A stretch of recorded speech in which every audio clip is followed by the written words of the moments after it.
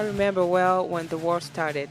Fayetteville suffered all through the war. We were not very far from the dividing line and both armies were about here a lot. Adeline Blakely. The year 1860, the bloody American Civil War underway.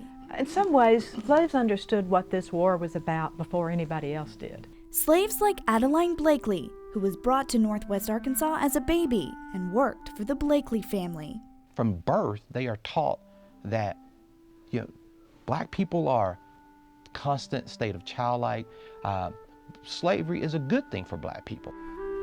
Arkansas was home to more than 100,000 slaves, 25% of the state's population. When you start attacking this institution of slavery, you are in essence attacking the economic underpinnings of the South. You're attacking a certain culture that has grown up around this. So it's a little bit more than just these people are picking up a gun and going out to maintain human beings as property. Congress must never declare equal those whom God created unequal. Slaves in eastern Arkansas worked on cotton plantations, but closer to home, a different story. Because the black population in Northwest Arkansas was so small, you actually saw many blacks that will be subjected to actually even harsher punishment and things from whites because of that small population. A view President Abraham Lincoln would see change. I can't listen to this anymore. January 1st, 1863, 3 years into the war, Lincoln's Emancipation Proclamation went into effect. He also rationalized publicly the Emancipation Proclamation as a war measure out of military necessity. And that's how he sold it. Now, not everybody bought it. Only slaves in rebellious Confederate states, like Arkansas, were freed by emancipation. Slave owners understood that, very quickly came to understand, whenever the Union Army showed up, they were likely to lose their slaves.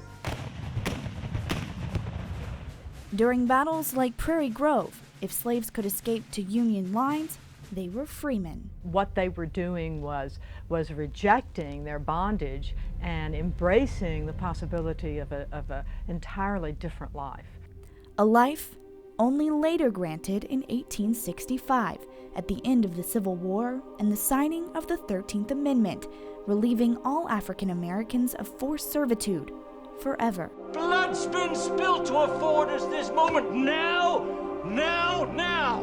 A freedom thousands fought for, but met with more obstacles. We know overwhelmingly the preponderance of most slaves who are freed. Many of them would start following the Union lines as contraband, but even more of them stayed put because that was home. It was what they knew. After the war, they came to Mrs. Blakely. The soldiers did, and accused her of keeping me against my will. I told them that I stayed because I wanted to. The Blakeleys were my people. Adeline was born into slavery, but stayed with her Northwest Arkansas family after emancipation, all 95 years of her life. She was even laid to rest by their sides as the only African American in Fayetteville's Evergreen Cemetery, a privilege Lincoln spent his life working to establish at the price of his own. My heart aches for Lincoln in a way, not the fact that he was the great emancipator, but he was placed in a difficult position. I like to say he was damned if he did, he was damned if he didn't. And that's what cost him his life.